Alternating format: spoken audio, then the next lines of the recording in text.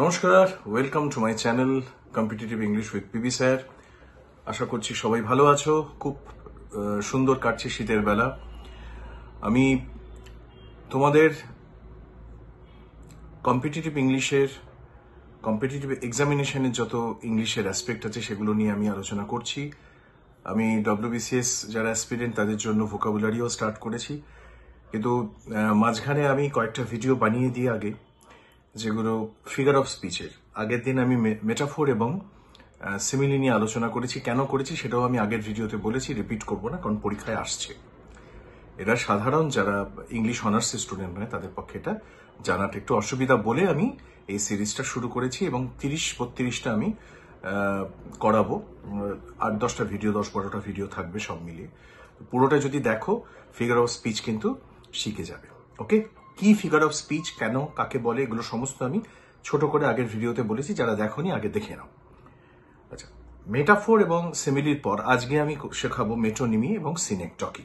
মেটোনিমি এবং সিনেকটকি। এবার স্ক্রিনে চোখ রাখো। স্ক্রিনে দেখো আমি মেটোনিমি এবং সিনেকটকি দুটো ভাগে ভাগ করেছি। এই দুটো ফিগার অফ স্পিচের নাম।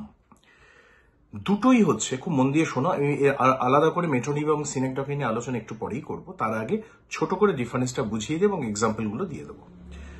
মেটোনিমি এবং সিনেকটকি হচ্ছে যখন কোনো সেন্টেন্সে আমরা সাবস্টিটিউশন ইউজ করছি, অর্থাৎ একটা যেটা বলার কথা তার বদলে, আবার বলছি, সাবস্টিটিউশন ইউজ করছি, তার বদলে আমি অন্য কিছুর ব্যবহার করছি এবং যে শব্দটা ব্যবহার করছি সেইটা অরিজিনালি যাকে বোঝাচ্ছি তাকে সাবস্টিটিউট করছে। কিরকম? এক্সাম্পল দেখো, the pen is mightier than sword. এটা মেটোনিমির নিচে লেখা আছে। কলম হচ্ছে সোর্ডের থেকে, তলোয়ারের থেকে শক্তিশালী বেশি। কেন? কলমের শক্তি কি তলোয়ারের থেকে বেশি? একটা তলোয়ার দিয়ে গলা কেটে দেওয়া যায়, পেন দিয়ে তো সেটা করা যাবে না। তাহলে এখানে কি পেনের কথা বলছে নাকি সোর্ডের কথা বলছে? অ্যাকচুয়ালি যিনি লিখছেন তিনি পেন বলতে লেখককে বোঝাচ্ছেন, রাইটারকে বোঝাচ্ছেন, আর সোর্ড বলতে ফাইটারকে বোঝাচ্ছেন। কিন্তু the writer is mightier than the fighter না বলে তিনি pen is mightier than the sword বলছেন। অর্থাৎ রাইটারের বদলে সাবস্টিটিউট হিসাবে তিনি পেন ব্যবহার করছেন, ফাইটারের মানে যোদ্ধার সাবস্টিটিউট হিসাবে তিনি সোর্ড ব্যবহার করছেন। মজার কথা হচ্ছে এই পেনের সাথে রাইটারের যে রিলেশন বা সোর্ডের সাথে ফাইটারের যে রিলেশন সেটা খুব স্ট্রং রিলেশন নয়। স্ট্রং মানে রিলেশনশিপটা লুজ। পেন শুধুমাত্র রাইটার কি ব্যবহার করে? সবাই করতে পারে, আমরাও করি, আমরা তো সবাই রাইটার নই। হ্যাঁ, মুদিখানায় যে ফর্দ লিখছে সেও ব্যবহার করছে পেন। সুতরাং পেনের সাথে রাইটারের যে সম্পর্ক সেটা লুজ, এবং সোর্ডের সাথে, সোর্ড যে কেউ ব্যবহার করতে পারে, শুধু ফাইটার নয়, সম্পর্কটা লুজ। যেখানে এই সাবস্টিটিউশন হচ্ছে কিন্তু সম্পর্কটা লুজ, দেখো উপরে লেখা আছে লুজ, সেইখানে এর নাম হবে মেটোনিমি। আমরা বলবো this is an example of metonymy because writer is substituted by pen, fighter is substituted by sword, but the relationship between these two things to the original persons is loose. পরের এক্সাম্পলটা তুমি দেখো, man cannot live by bread alone. মানুষ শুধুমাত্র খেয়ে বাঁচতে পারে না। কিন্তু এখানে খাওয়ার ফুড বলছে না, ফুডের বদলে বলছে ব্রেড। বলা উচিত ছিল man cannot live by food alone. মানুষ শুধু খেয়ে বাঁচতে পারেন, অনেক কিছু দরকার তার বাঁচার জন্য, কিন্তু এখানে ফুডের বদলে কি ব্যবহার করা হচ্ছে? ব্রেড। খেয়াল করে দেখো, ব্রেডটা ফুডকে সাবস্টিটিউট করছে, কিন্তু ব্রেডের সাথে ফুডের রিলেশন অন্তরঙ্গ, ভেরি ক্লোজ। ব্রেড মানে ফুড ছাড়া আর কিছুই না। যেখানে রিলেশনশিপটা স্ট্রং সেই জায়গার নাম হবে, সেই সেন্টেন্সের নাম হবে সিনেকটকি, আর যেখানে লুজ তার নাম হবে মেটোনিমি। বোঝাতে পারছি? সাবস্টিটিউট ব্যবহার হবে, একটার বদলে আরেকটা বসবে। রিলেশনশিপ যদি স্ট্রং হয় তার নাম সিনেকটকি, রিলেশনশিপ যদি লুজ হয়, হালকা হয়, তাহলে হবে মেটোনিমি। এইবারে আলাদা করে মেটোনিমি সিনেকটকিতে আমরা আসবো। ওকে, চলো আমরা আলাদা করে মেটোনিমি এবং সিনেকটকির কথাটা বুঝি। এবার মেটোনিমির দিকে তাকাও। দেখো, মেটোনিমিতে বলছে the name of one thing is substituted for that of another when this two things are loosely associated. একটু আগে বলেছি একটার বদলে আরেকটা নাম বসবে, দুটোর মধ্যে একটা অ্যাসোসিয়েশন থাকবে, লুজ। আমি বেশ কিছু এক্সাম্পলের সাহায্যে তোমাদের বুঝিয়ে দেওয়ার চেষ্টা করছি, এবং এক্সাম্পল গুলো শুধু লাল কালি দিয়ে দাগ দেওয়া আছে। খাতা নিয়ে যারা বসেছো এবং যারা সিরিয়াসলি শিখতে চাও তারা এই এক্সাম্পল গুলো যেগুলো লাল কালি দিয়ে দাগ দেওয়া আছে বা যেগুলো টিক মারা আছে সেগুলো টুকে নাও। দেখো, the pen is mightier than sword already বলে দিয়েছি। The press of India wields great power. ভারতবর্ষের প্রেস হচ্ছে প্রচন্ড শক্তিশালী। এখানে প্রেস মানে কি? এখানে প্রেস হচ্ছে নিউজ পেপার। আমরা প্রেস বলি কিন্তু আসলে নিউজ পেপারকে বোঝাচ্ছি। তাহলে এখানে আমরা বলছি প্রেস, বোঝাচ্ছি নিউজ পেপার। নিউজ পেপারের বদলে প্রেস বসাচ্ছি। দেখো, নিউজ পেপারের সাথে প্রেসের রিলেশনশিপ কিন্তু হালকা, কারণ প্রেসে শুধু নিউজ পেপার ছাপা হয় না, প্রচুর জিনিস ছাপা হতে পারে, প্যাম্পলেট, বুকস এটসেট্রা। ঠিক আছে, সুতরাং this is an example of metonymy. আর স্মুথ টাং উইন্স ফেভার। যার এখানে স্মুথ টাং মানে খুব ভালো কথা বলে, মিষ্টি কথা বলতে পারে। টাঙের বদলে, কথার বদলে টাং বসছে, টাঙের সাথে কথার সম্পর্ক লুজ, কারণ টাং দিয়ে শুধু আমরা কথা বলি না, অনেক কাজ করি। যেমন টেস্ট নি, that is the most important part of tongue. আর sweet throat enchants the audience. Sweet throat মানে এখানে মিষ্টি গলার কথা বলা হচ্ছে। মিষ্টি গলা মানে যে গান গায় খুব মিষ্টি, তার গলার আওয়াজ যার মিষ্টি।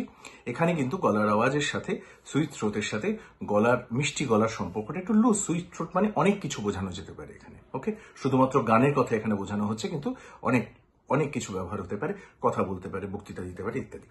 The whole house remains mute in great grief. সম্পূর্ণ বাড়িটা দুঃখে চুপ হয়ে গেছে। এখানে হাউস মানে দ্য ইনমেটস অফ দ্য হাউসের কথা বলছে। হাউসের মানে হচ্ছে এখানে যারা হাউসে বসবাস করে, তাদের বদলে হাউসটা বসছে। তো হাউসের সাথে তাদের সম্পর্কটা লুজ। কেন? হাউসে শুধু মানুষ থাকে না, বই থাকে, ফার্নিচার থাকে, এভরিথিং। হাউস মানে শুধুমাত্র মানুষ হতে পারে না। ওকে, সুতরাং রিলেশনশিপ তো রয়েছে, বদলে তো বসছে, মানেটাও বুঝতে পারছি, কিন্তু রিলেশনশিপটা লুজ। সেই জন্য এটার নাম হবে metonymy. Socrates drank the fatal cup. Fatal cup মানে যে কাপের মধ্যে তাকে বিষ দেওয়া হয়েছিল। কাপের যে কন্টেন্ট, কাপের মধ্যে যেটা আছে তার কথা বলা হচ্ছে, কিন্তু বলা হচ্ছে কাপ। কাপের সাথে সেই কন্টেন্টের রিলেশনশিপটা লুজ, কারণ এখানে বিষের কথা বলা হচ্ছে। কাপে শুধু বিষ থাকে না, অনেক কিছু দেওয়া যেতে পারে। England hath need of thee. ওয়ার্ডসওয়ার্থের একটা লাইন। ইংল্যান্ড মানে এখানে হচ্ছে ইংলিশ পিপল, ইংল্যান্ডে যারা বাস করে তাদের কথা বলা হচ্ছে, তাই তোমাদের প্রয়োজন। এখানে ইংল্যান্ড মানে শুধু মানুষ নয়, ইংল্যান্ড মানে একটা জিওগ্রাফিক্যাল আইডেন্টিটিও বটে। Next, who steals my purse steals trash.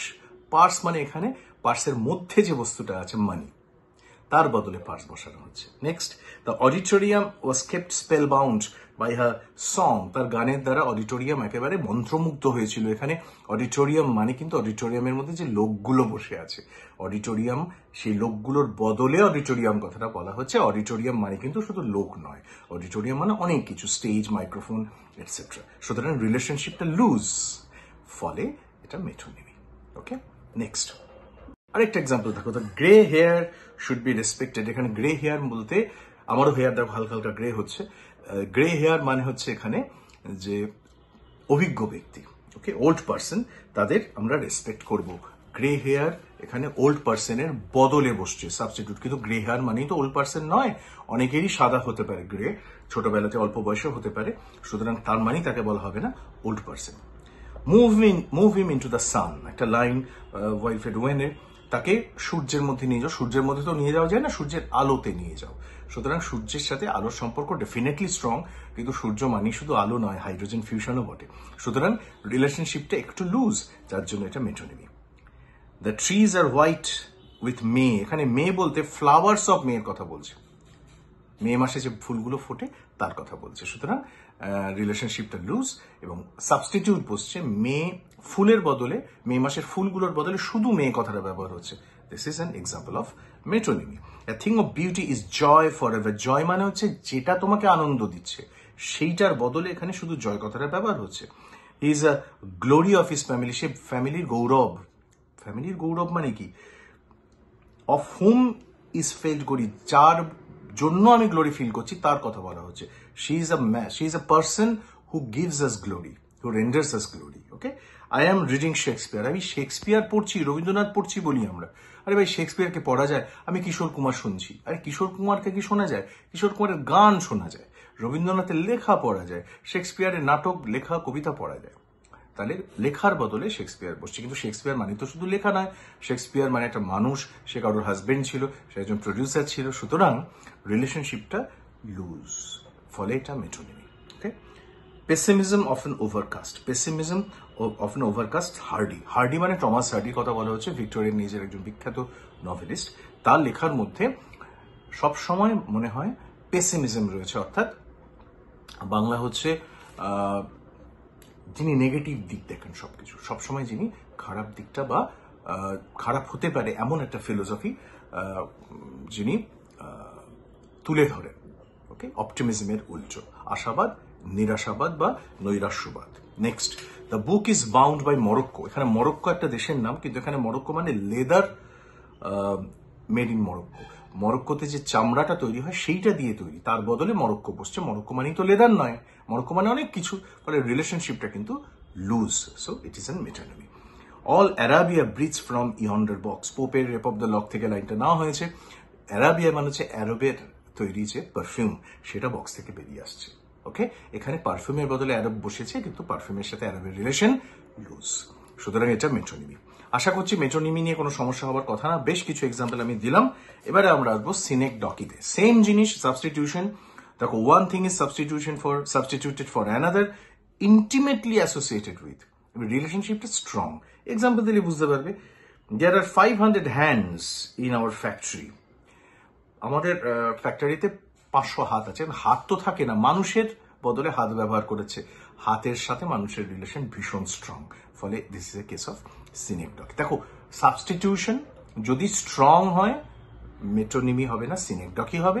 যদি লুজ হয় মেটোনিমি। এবার এটা তোমার আন্ডারস্ট্যান্ডিং এর উপর ডিপেন্ড করবে, তুমি স্ট্রং দেখছো না লুজ দেখছো, এটা তোমার আন্ডারস্ট্যান্ডিং এর উপর ডিপেন্ড করবে। নেক্সট,